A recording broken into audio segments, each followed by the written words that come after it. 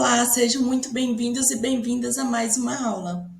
Nessa aula de hoje vocês vão aprender sobre choques e drogas vasoativas, tá bom? Um assunto muito importante na nossa área da saúde.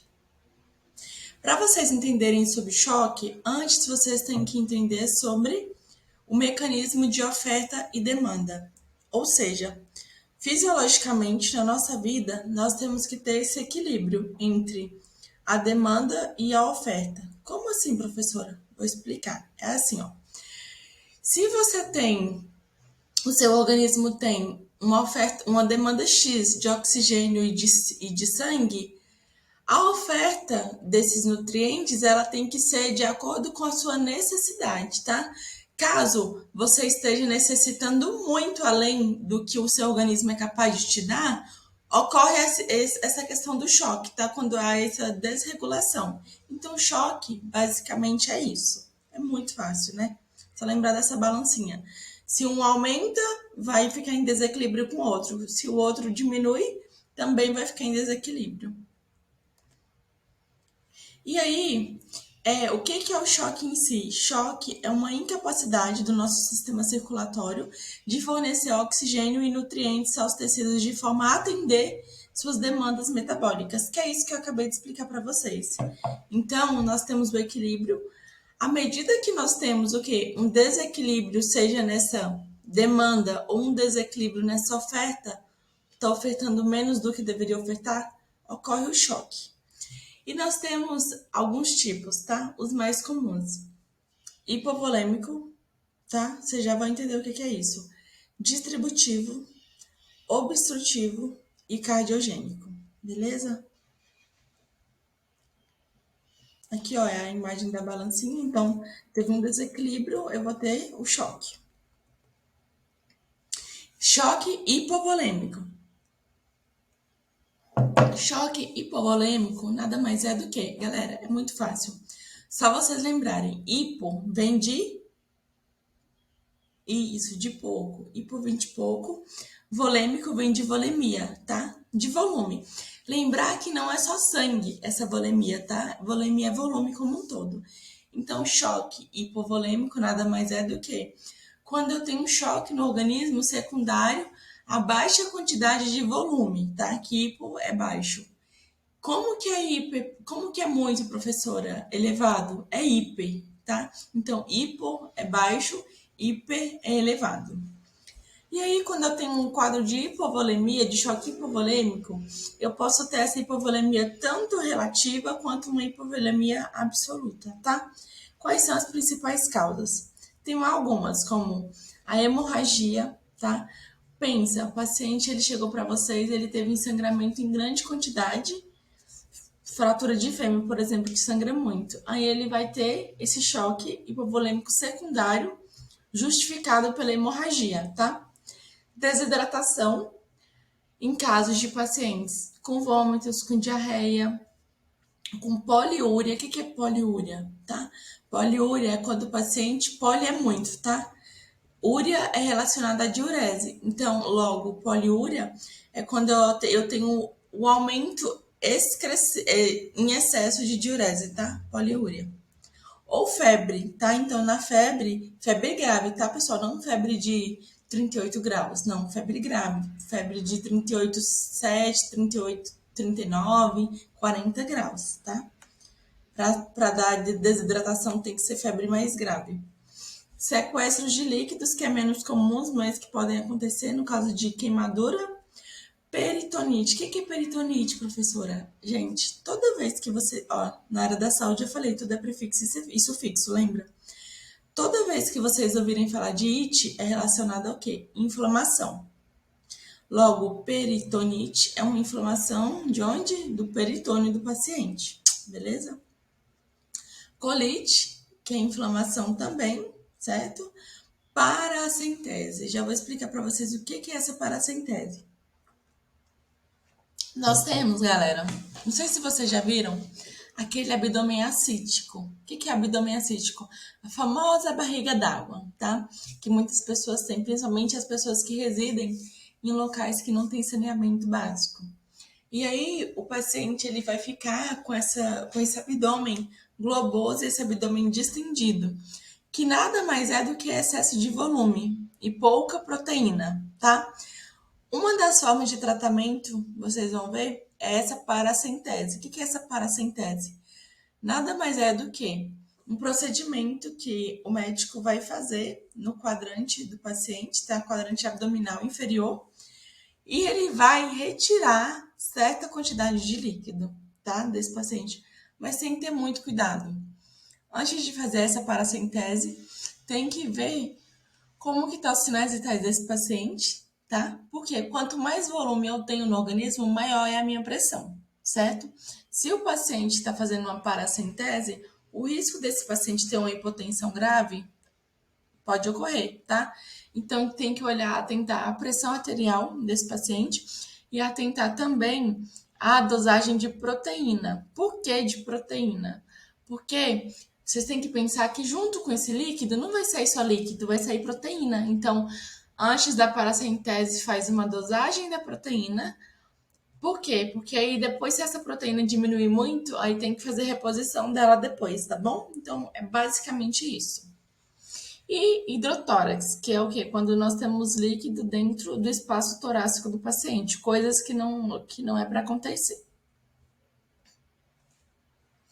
Vamos para o segundo tipo de choque, que é o choque obstrutivo. O próprio nome já diz, choque obstrutivo, alguma coisa está obstruindo, tá? E o que pode ser essa alguma coisa? Pode ser embolia pulmonar, por exemplo, coágulo. O que vai acontecer? O que vocês têm que ter em mente? É o seguinte, ó. O paciente ele pode ter um tromboembolismo venoso, que é o famoso TEV, tá? Então, lá na panturrilha dele, ele começa a ter aquele coágulo. Se ele não tiver o tratamento efetivo, esse tromboembolismo venoso ele pode se deslocar e pode ir para o pulmão do paciente. Indo para o pulmão do paciente, isso pode acontecer o quê? Pode ocorrer uma diminuição da oxigenação. Por quê? Pensa, se o paciente está lá com o pulmão, com os brônquios e os bronquíolos lá abertos, e se você obstruir essa passagem de ar, o que vai acontecer? Não vai ter ar para passar, tá? Então, por isso que pode acontecer esse choque obstrutivo. Ou seja, o sangue e o oxigênio ele tenta passar, mas ele não consegue porque tem alguma coisa obstruindo a passagem dele. Com isso, o paciente ele vai sofrer o quê? Ele vai sofrer várias alterações hemodinâmicas. Uma delas, hipotensão pode acontecer, tá? Porque eu não vou ter sangue indo lá com pressão no paciente, e hipoxemia, que é baixa quantidade de oxigênio na corrente sanguínea, também pode acontecer. Uma outra causa de choque obstrutivo é o tamponamento cardíaco, que nada mais é do que a tríade de Beck. O que é a tríade de Beck? É um conjunto de 3 sinais e sintomas que esse paciente pode apresentar, que pode o quê? Porque pode originar esse tamponamento cardíaco, tá? Então, se vocês verem na prática um paciente com esses 3 sinais, você pode sugerir que esse paciente pode estar com tamponamento cardíaco. Quais sinais são esses? Ó, abafamento de bolhas cardíacas. Então, nós temos algumas bolhas cardíacas que são focos de ausculta cardíaca, tá? Foco aórtico, foco pulmonar, foco tricúspide, foco mitral, tá? Então, são alguns dos focos que nós temos. E aí, quando nós temos o abafamento, ou seja, a gente tenta auscultar com o estetoscópio e essas bolhas cardíacas elas estão diminuídas, é um indicativo de tamponamento cardíaco. Além disso, pneumotórax outro sinal de tríade de Beck, estase de jugular. Então, olha a minha jugular. Geralmente, a nossa jugular, ela não é visível, tá? Ela não é dilatada. E aí, o que vai acontecer na prática? Se o paciente de vocês ele apresentar uma distensão de veia jugular, pode indicar o quê? Pode indicar essa tríade de Beck, tá? Então, abafamento das bolhas cardíacas e estase de jugular são alguns dos sinais. E o outro sinal, hipotensão, tá? Então, geralmente, o paciente com uma PA sistólica, pressão arterial sistólica, inferior a 90 milímetros de mercúrio, já é candidato para ter esse conjunto dessa tríade de Beck e, consequentemente, ter esse tamponamento cardíaco. Outra causa também, galera. Percebam que tudo que eu tô falando aqui, ó, é uma coisa que obstrui, certo? Ó, tamponamento cardíaco. Então, fez um tampão. Como eu falei, lembra da tampa de panela? Lembra da aula de parada? Então, alguma coisa tampando, obstruindo o local. Embolia pulmonar, é um trombo ali também impedindo. E a questão do pneumotórax. Pneumotórax hipertensivo. Nada mais é do que uma restrição mecânica que pode acontecer com posterior redução do fluxo sanguíneo para esse paciente, tá? Então, devido ao aumento dessa pressão dentro do espaço pleural do paciente, dentro do espaço torácico, isso vai diminuir o fluxo sanguíneo. De qualquer forma, também vai ser uma obstrução, tá? Por aumento de pressão. Choque distributivo. O que é o choque distributivo? Choque distributivo é quando eu tenho também, lembra que eu falei, um desequilíbrio entre essa oferta e essa demanda de oxigênio. E aí, existem tecidos com falta de fluxo sanguíneo excessivo em relação às necessidades de oxigênio, e outros com fluxo sanguíneo elevado, porém insuficientes, que é aquilo que eu falei. Então, ou você pode ter um desequilíbrio na oferta, ou você pode ter esse desequilíbrio na própria demanda, tá? Então, tanto faz. Quais são os exemplos de choques distributivos? Nós temos alguns. Por exemplo, séptico, neurogênico, anafilático ou síndrome da hiperviscosidade, tá? São alguns dos exemplos de choques distributivos. E aí, aqui, dentro do choque distributivo, é junto, tá? Nós temos o quê? Sepse e choque séptico. Vocês já vão entender o que é isso. Percebam que eu mudei a referência, ó. Aqui era Quinóbio, que é aquele livro de condutas do paciente grave de 2006, um livro muito bom, tá? O Quinóbio. E aqui já é o quê? O ILAS, que é o Instituto Latino-Americano de Sepse. E a grande sacada que eu vou dar para vocês aqui é o seguinte: quando vocês forem estudar, tá? Não só agora que vocês estão estudando, mas quando vocês forem estudar para a vida, sempre busquem por literaturas assim que vão dar o conhecimento básico para vocês, que são os livros, mas busquem se atualizar também por artigos científicos, tá? Que vão dar um aprendizado mais aprofundado. Por quê? Porque eles vão nortear melhor para vocês, tá bom? E aí, quando nós pensamos em sepse e choque séptico, nós temos o quê? 3 classificações. Primeira, quando eu tenho uma infecção sem disfunção. O que é isso? Então, eu tenho um foco de infecção suspeito com ou sem sinais de SIRS. O que é essa SIRS? SIRS é Síndrome da Resposta Inflamatória Sistêmica, que nada mais é do que, vou dar um exemplo bem básico. Um paciente chega para vocês, tá? Aí o paciente chega para vocês com febre. E aí você vai avaliar, você vai ver que esse paciente está com uma sonda vesical de demora. E por estar com uma sonda vesical de demora, esse paciente está o quê? Está com grumos na extensão dessa sonda. A sonda está com piúria, que é o quê? Que é pus na urina.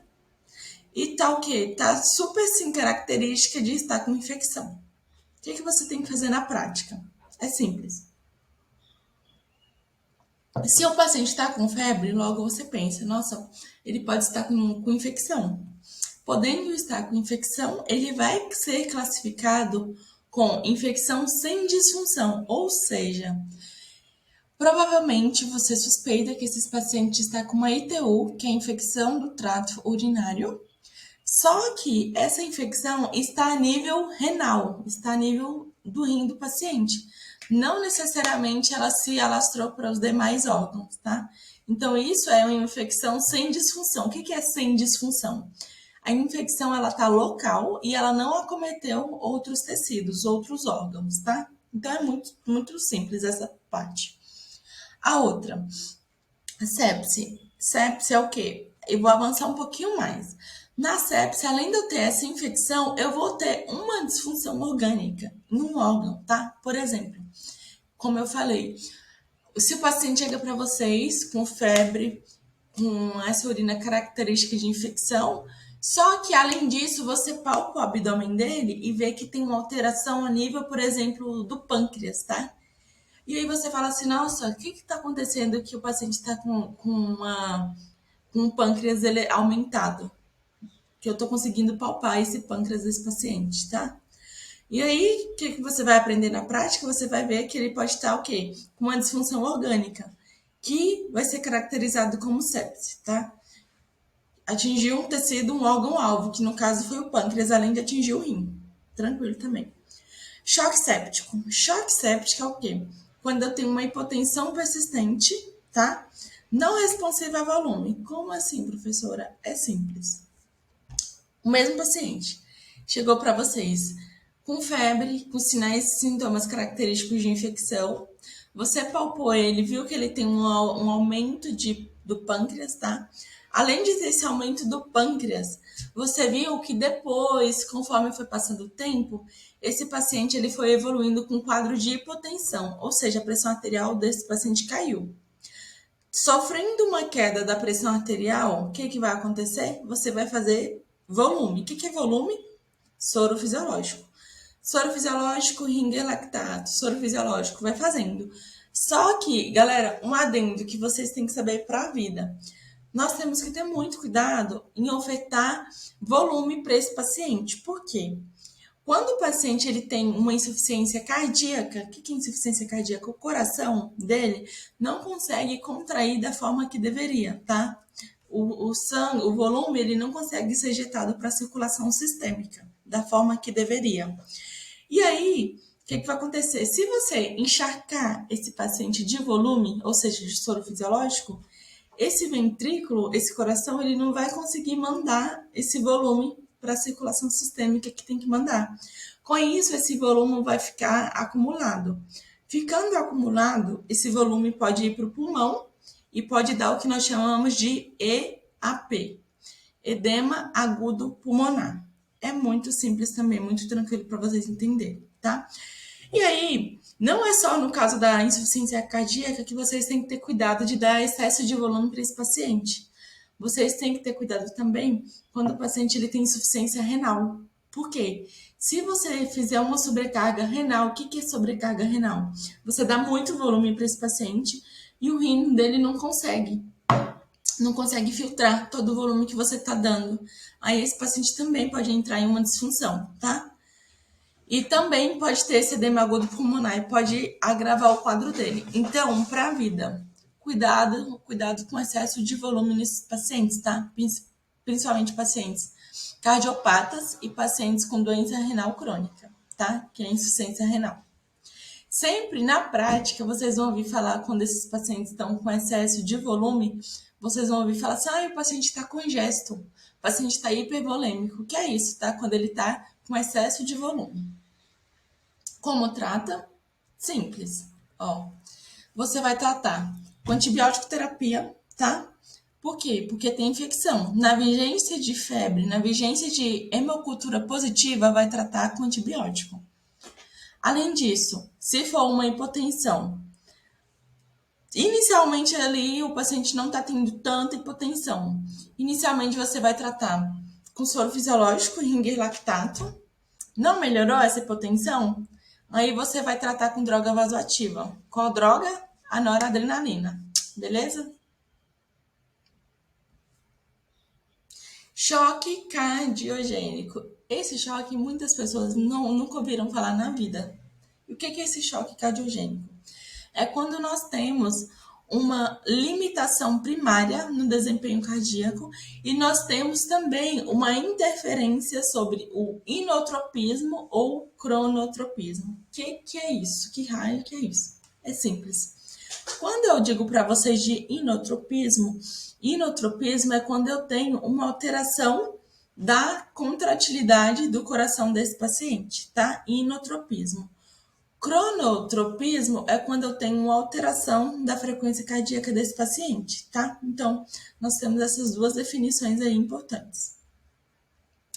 E outro tema para vocês saberem, quando nós temos mais de um choque, então além de ter o choque cardiogênico, quando nós temos outro tipo de choque associado, nós chamamos isso de choque misto. tá bom?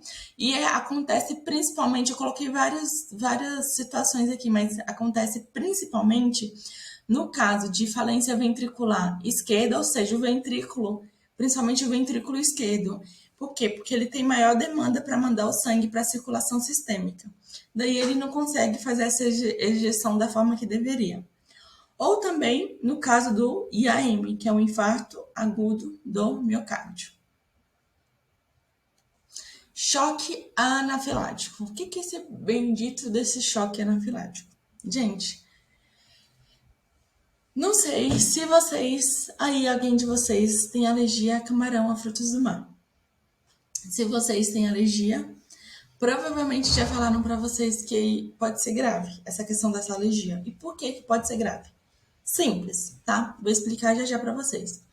Mas o que vai acontecer? A fisiopatologia em si é o seguinte: quando o paciente ele tem esse quadro de choque anafilático, indica que ele tem uma exacerbação da resposta inflamatória, tá? O que é isso? O que significa essa exacerbação? Então, em adultos é comum quando ele ingere camarão, frutos do mar, né? Camarão, peixe.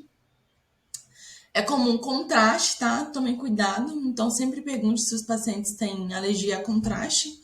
Ou iodado ou gadolínio, no caso de ressonância magnética. Ou também em casos de uso de anti-inflamatórios não hormonais, tá? Ou analgésicos. Então, nessas situações, esse paciente ele pode ter esse quadro de choque anafilático, beleza? Outra situação também que esse paciente pode ter um quadro de choque anafilático, crianças principalmente, quando tem alergia a leite de vaca e a ovo, tá? Picada de inseto, seja por veneno de abelha ou marimbondo. Tem muita gente que tem. Às vezes a pessoa vai lá, tem uma picada de abelha, o olho dela já fica todo edemaciado, já fica lá com edema de glote, tá? Vocês vão entender que a gente tem vários níveis diferentes de alterações anafiláticas, tá? E aí, o choque anafilático, a incidência é 1 em cada 200 atendimentos de emergência, é devido à anafilaxia grave, tá? E os primeiros sinais podem ser confundidos com alergia leve. Por que alergia leve? Relacionado à coceira na pele e tosse, tá? E aqui a fisiopatologia para vocês entenderem como que isso vai acontecer. O que acontece? Gente, depois disso aqui, ó, vocês vão falar assim, nossa, agora tudo faz sentido. Nunca mais vocês vão esquecer. Ó, nós temos aqui o antígeno. O que é o antígeno mesmo? Substância estranha, tá? Então, tudo que é antígeno é substância estranha. No caso, aqui no choque anafilático, a substância estranha pode ser o camarão, tá? Que você é alérgico. E aí, você ingere o camarão. Ingerindo o camarão, você é alérgico. Sendo alérgico, o seu anticorpo aqui, principalmente o IgE, tá? IgE, anticorpo, imunoglobulina E. Essa imunoglobulina E, ela vai identificar esse antígeno como o quê? Como uma substância estranha. O camarão como alguma coisa que não faz parte do organismo, tá? Como uma coisa estranha. Identificando como estranho, o que vai acontecer? Eu vou ter essa relação aí, antígeno-anticorpo.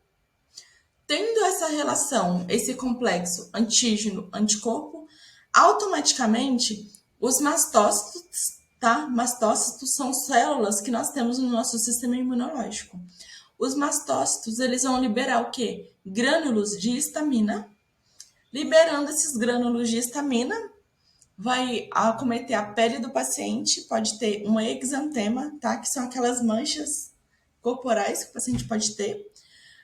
Pode ter também contração das vias respiratórias, então o pulmão, os brônquios do paciente pode ficar assim, ó, contraído. E eu posso ter também o quê? Uma dilatação, isso, dos vasos sanguíneos. Só vocês lembrarem de uma mangueira. Ai, professora, você é muito louca, você faz uma associação? Gente, eu faço pra vocês não esquecerem. Quando vocês pegam uma mangueira, eu tenho certeza que vocês já fizeram. Se não fizeram, a mãe de vocês, a avó, alguém já fez. Que é muito comum. Vamos supor que vocês estão molhando as plantas. Se vocês estão molhando as plantas, você fala assim, ai, eu tenho plantas aqui na frente, eu tenho plantas lá no fundo. Tendo plantas aqui na frente e lá no fundo, você fala assim, nossa, a minha mangueira, ela é curta.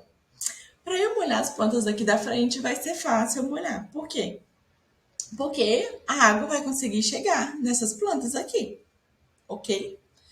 Aí você tenta molhar da frente, molhou. Aí você fala, nossa, como que eu vou molhar do fundo? Para eu levar com um balde de água vai ser terrível. E eu não consigo emendar uma mangueira na outra. Aí você fala, tem uma ideia. O que você vai fazer?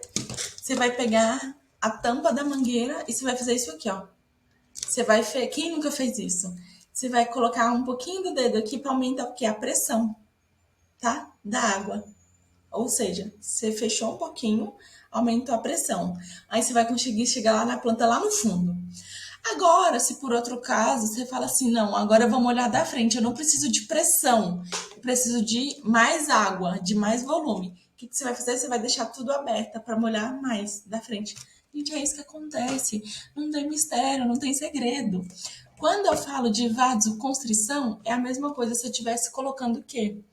Colocando o dedo aqui, ó, fechando a mangueira. Se eu tô fazendo vasoconstrição, a água vai ter mais resistência para passar. Por quê? Porque eu vou estar com o meu dedo aqui. Se a água tem mais resistência para passar, eu vou ter o quê? Eu vou ter uma pressão arterial mais elevada. Ou seja, eu vou ter uma pressão da água mais elevada. É isso que acontece no sangue também. Se eu tenho essa vasoconstrição, se eu diminuo o calibre do vaso, com o dedinho, por exemplo, eu vou ter mais pressão de sangue, só que menos sangue, tá? E se eu tenho uma vasodilatação, o que acontece? Vasodilatação. O sangue ele não vai ter tanta resistência para passar, porque o caminho tá livre, no caso da mangueira, deixei tudo aberto. Só que, como ele não vai ter resistência para passar, mas o volume, por mais que esteja melhor, mas a pressão vai estar diminuída, porque eu não tenho nada colocando uma pressão para esse sangue para frente, tá? Então é basicamente isso que vai acontecer. E no abdômen do paciente vai acontecer o quê? Um aumento de secreção ácida. E esse aumento de secreção ácida pode dar o quê? Isso, pode dar gastrites nesse paciente. E aí, sacada para vocês não esquecerem. Tenho certeza que vocês já ouviram falar sobre antihistamínicos. O que são esses antihistamínicos?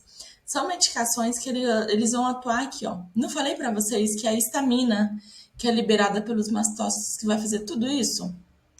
Certo? Se eu bloquear, ó, fizer um X aqui, ó, bloquear essa histamina com os antihistamínicos, ou seja, anti é alguma coisa que inibe, que bloqueia.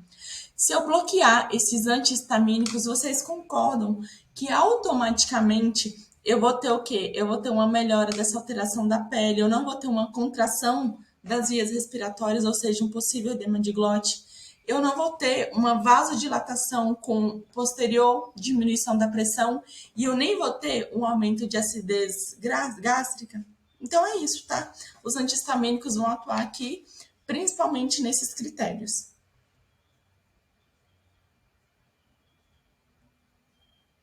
E aí eu coloquei para vocês aqui, ó, a reação mais grave que nós temos é o edema de glote, tá? Então, essa é a glote normal, essa é a glote demasiada.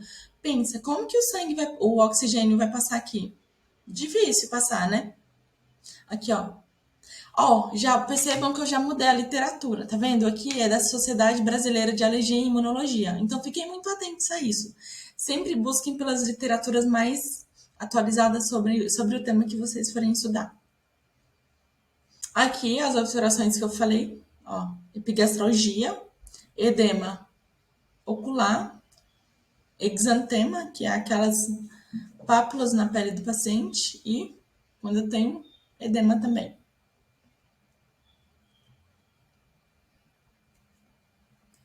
Como trata? Tratamento. O tratamento mais efetivo para choque anafilático é aqui, ó, estrelinha. Adrenalina, tá? Que é a mesma medicação que nós vamos utilizar na parada cardiorrespiratória que eu já falei para vocês. E se tratando da adrenalina, é importante que vocês saibam que a adrenalina ela vai aumentar, atuar em vários receptores, mas em geral ela vai fazer qual função? Aumentar a pressão arterial, aumentar a frequência cardíaca e ela vai atuar lá no pulmão do paciente, vai fazer uma vasodilatação, ó. Toda vez que bronco dilata, que dilata faz isso aqui, ó. Com isso, o oxigênio vai passar com mais facilidade, beleza? Temos também anti-inflamatórios, só que anti-inflamatórios não é muito eficaz no caso de choque anafilático, tá? Só em reações leves. E hidrocortisona é o segundo melhor, o primeiro melhor é a adrenalina, tá? Segundo melhor é a hidrocortisona. Isso pensando no choque anafilático, tá? Quando o paciente ele tem uma alergia leve, tá? Por exemplo, só aquela alteração na pele, só essas coisas básicas, um polaramine, um antistamínico resolve. Ou até mesmo uma hidrocortisona. Mas casos que ele chega com edema de glóide, com repercussão na pressão arterial, vai ter que ser droga vasoativa. E aqui, galera, nós chegamos na síndrome de disfunção de múltiplos órgãos. O que é isso? Então, pensa, nós tivemos o quê? Nós tivemos a questão da SIRS, que é a síndrome da resposta inflamatória sistêmica. Nós tivemos a questão da sepse, que é quando nós temos uma infecção e atingiu um órgão-alvo.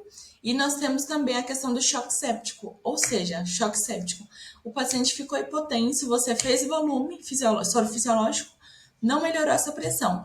Esse paciente, ele pode ter o quê? Ele pode evoluir, em caso mais grave, para essa disfunção de múltiplos órgãos, tá? Por quê? Porque são estágios. Então, lembra que ele já teve acometimento de um órgão? Então, ele tendo acometimento de mais órgãos, ele pode ter essa disfunção de múltiplos órgãos. Pode ser primária, que resulta de agressão direta ao órgão, tá? Por exemplo, o paciente ele tem uma pneumonia e tem uma disfunção respiratória. Então, origem primária, o próprio local que tá essa disfunção de múltiplos órgãos que originou essa alteração. Ou secundária, que é a mais comum. Então, às vezes você fala assim, nossa, o paciente morreu, ele tinha aconteceu com o meu padrasto, tinha um câncer de intestino, só que aí o rim dele parou um monte de coisa. Por quê? Por conta dessa disfunção de múltiplos órgãos secundários, tá? Por isso que quando vocês forem atender esses pacientes com sepse, sempre fiquem atentos a todas essas alterações.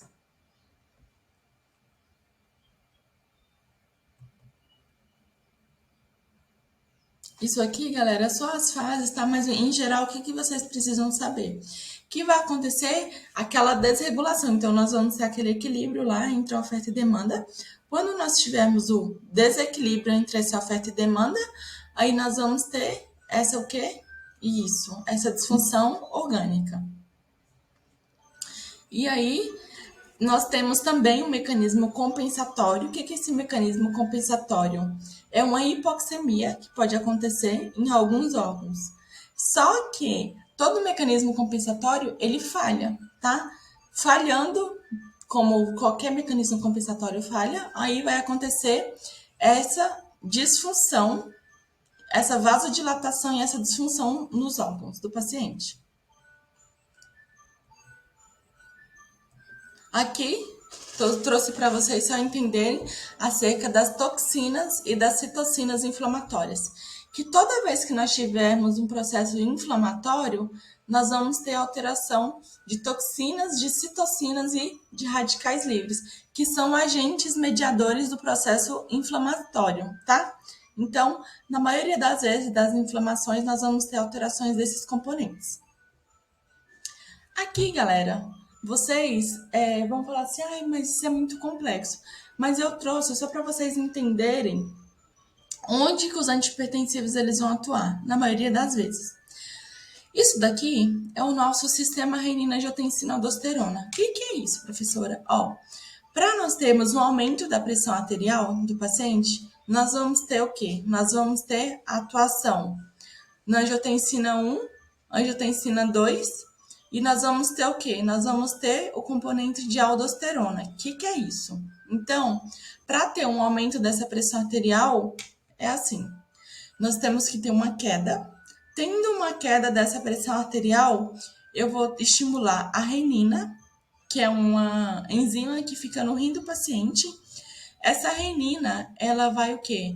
Ela vai atuar no angiotensinogênio, que vai converter angiotensina 1 em angiotensina 2. Fazendo essa conversão de angiotensina 1 em angiotensina 2, automaticamente eu vou ter o quê? Eu vou ter uma atuação da aldosterona, que vai fazer a reabsorção de água e sódio para o organismo, tá? Fazendo essa reabsorção de água e sódio, eu vou ter o quê? Um aumento dessa pressão arterial. É muito fácil, tá? E por que eu tô te falando sobre isso? Porque em alguns casos de choque, pode ser que você tenha o quê? Que você tenha uma hipotensão. Só que aqui eu até coloquei para vocês, ó. Não necessariamente no choque nós teremos hipotensão, tá? Não necessariamente. Então, fiquem atentos, porque pode ocorrer hipotensão e pode não ocorrer hipotensão para esse paciente. Aqui, passou. Tratamento inicial do choque. Então, você vai tratar como esse paciente. Lembra, antibióticos, em caso de vigência de infecção, anti-inflamatórios, a depender se for necessário, tá? Mas você tem que dar o quê? Tem que dar suporte ventilatório e suporte hemodinâmico para esse paciente. E aí, além do suporte ventilatório, suporte hemodinâmico, tem que preocupar também com o suporte metabólico. Por quê? Porque o suporte nutricional é de suma importância para a recuperação desse paciente. E agora nós vamos entrar nas drogas vasoativas. Quais existem, quando utilizar, quais os cuidados e como preparar. Aqui é só onde esses medicamentos vão atuar, tá? Que é o quê? Pode atuar no receptor alfa ou receptor beta, tá? E eles vão atuar, pessoal, como vasopressores, ou seja, que vão aumentar essa pressão arterial do paciente, ou eles podem atuar também como inotrópicos positivos, ou seja, vão aumentar a força de contração desse coração, tá? E aí, a nossa primeira droga vasoativa é o quê? É a adrenalina. O que a adrenalina faz? A adrenalina é uma catecolamina endógena, tá? Então, o nosso próprio organismo produz adrenalina e ela é liberada pela adrenal no sistema nervoso simpático, tá? Então, aqui eu só coloquei uma imagem para vocês lembrarem. O sistema nervoso parasimpático e o sistema nervoso simpático, para vocês verem a distinção, a diferença. E aí, a adrenalina, vocês têm que lembrar que ela vai atuar em vários receptores, tá? E atuando em vários receptores, nos receptores alfa, ela vai ocasionar o aumento da pressão arterial do paciente e vai aumentar a PAN. O que é a PAN? Pressão arterial média. No receptor beta 1, ela vai aumentar a frequência cardíaca e no receptor beta 2, ela vai ocasionar uma broncodilatação, tá?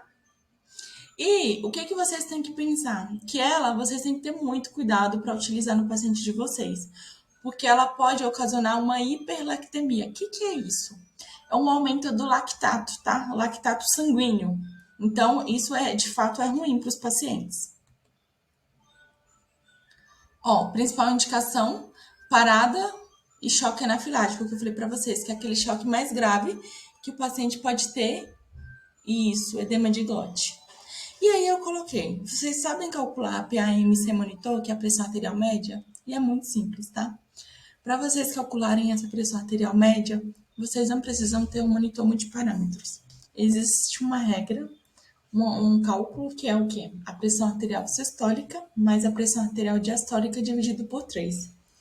Fazendo esse cálculo, essa regrinha básica, vocês vão ter a pressão arterial média para esse paciente. E por que isso é importante? Porque se eu tiver uma pressão arterial média inferior a 60 milímetros de mercúrio, obviamente esse paciente ele não vai estar bem perfundido, tá? Não vai estar com débito cardíaco bom.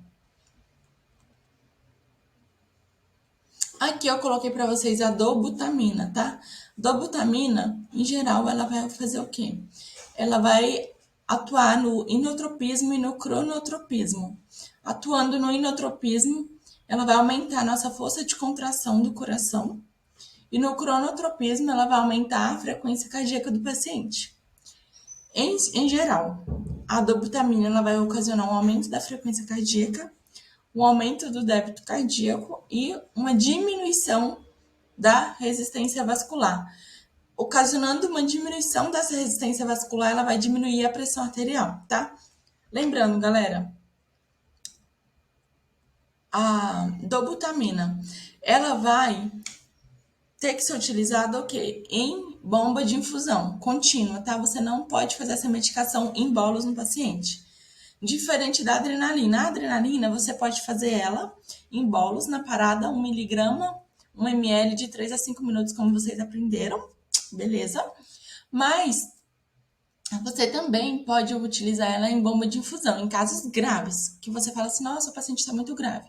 Você pode utilizar bomba de infusão. Aqui, a noradrenalina, tá? A noradrenalina é uma medicação que ela vai atuar aumentando a pressão arterial do paciente. É muito utilizada, tá? Muito utilizada. Vocês vão utilizar muito na prática. E em algumas instituições pode ser que seja utilizado o quê? Um equipo fotossensível, mas depende muito do protocolo. O mesmo cuidado da dobutamina tem que ser feita em bomba de infusão. Vasopressina. O que é essa vasopressina? Vasopressina é o quê? Uma medicação também que ela vai o quê? Ela vai atuar nesses receptores aqui, ó, V1 e V2, e ela vai aumentar a pressão arterial do paciente, tá? A vasopressina ela é também chamada de ADH ou antidiurético. Indicação: hemorragia, tá? Caso de varizes esofagianas, choque séptico e diabetes insípidos. O que é diabetes insípidos? Quando eu não tenho o antidiurético, o hormônio antidiurético. Quando eu não tenho esse hormônio antidiurético, aí eu vou ter uma alteração da pressão arterial desse paciente. Aí eu posso utilizar essa vasopressina. Inibidores da fosfodiesterase, isso aqui vocês não precisam saber esses detalhes aqui, tá? Muito detalhe. Vocês só precisam saber que esses inibidores da fosfodiesterase, que a mais comum é a miurinone, é uma droga vasoativa que vai o quê? Que vai atuar como se fosse a dobutamina, tá? Que ela vai aumentar essa força de contração aí do coração. E qual que é melhor, a dobutamina ou a miurinone? A ação basicamente vai ser a mesma, tá? Você vai ter que avaliar a disponibilidade de cada uma, o quanto uma é disponível em relação à outra. Tem hospitais, por exemplo, que só tem uma. E aí, qual o efeito adverso desses medicamentos que eu falei para vocês? O efeito é simples.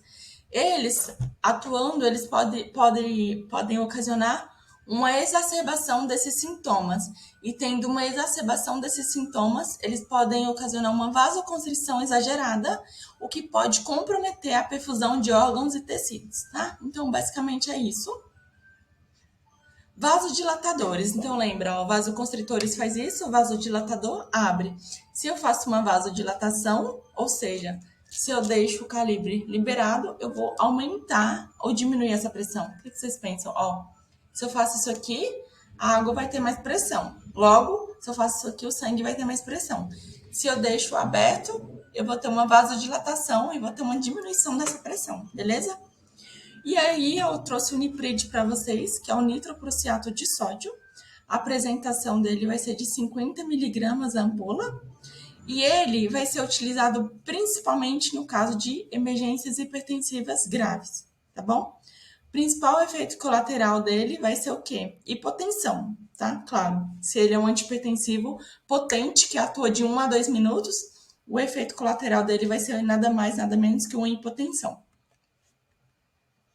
E a nitroglicerina, que é a nossa droga de escolha no caso do quê? Do IAM, que é o infarto agudo do miocárdio, tá?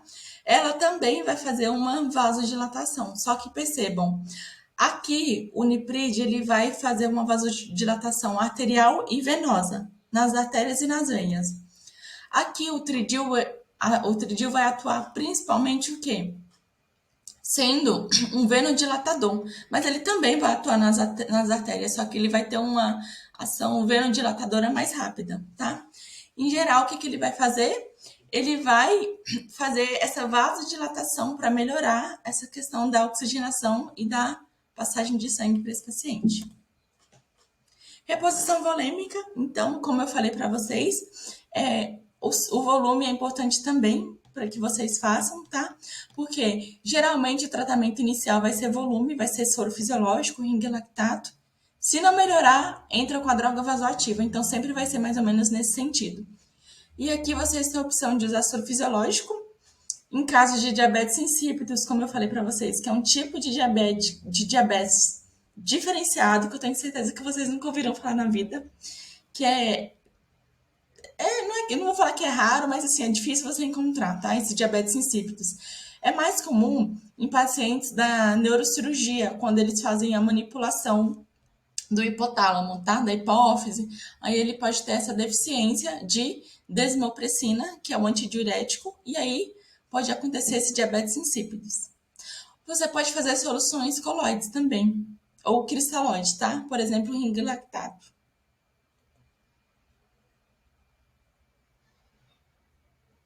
Soro fisiológico, como eu falei para vocês, que é uma solução isotônica, tá? Ring lactato tem sódio, cálcio, ó, Na mais é sódio, Ca mais cálcio, K mais potássio e lactato. O Ringer, ele tem tudo isso, ó, soro, sódio, cálcio, potássio e lactato. Então, ele vai dar muitos benefícios para o paciente. Só que cuidado, porque senão ele pode ocasionar o quê? Uma acidose para esse paciente, já que ele tem lactato. Albumina também é a proteína que nós podemos utilizar para esse paciente quando ele está com, por exemplo, ascite, aquele abdômen super distendido. Aí você precisa estabelecer essa pressão oncótica dele ou coloidosmótica. Tá? Isso aqui vocês não precisam saber, tá? Coloquei só a título de curiosidade. Mas isso aqui que explica a questão da ascite, por exemplo, como que acontece de nós termos tanto volume e pouca proteína. Basicamente é explicado por esse slide. E o que que vocês precisam saber aqui? Que nós temos que ter cuidado em paciente cardiopata, quando nós vamos fazer volume para esse paciente, e pacientes com doença renal crônica. E sempre ficar atento à pressão venosa central. O que é a pressão venosa central? É uma pressão que nós vamos estabelecer desse paciente para ver o quê? Para ver se ele precisa receber mais volume, se ele estiver desidratado, ou seja, com PVC baixo, ou para ver se esse paciente está hipervolêmico, com excesso de volume, quando ele está com esse PVC muito alto. E é isso, galera. Muito, muito obrigada pela atenção e espero na próxima aula.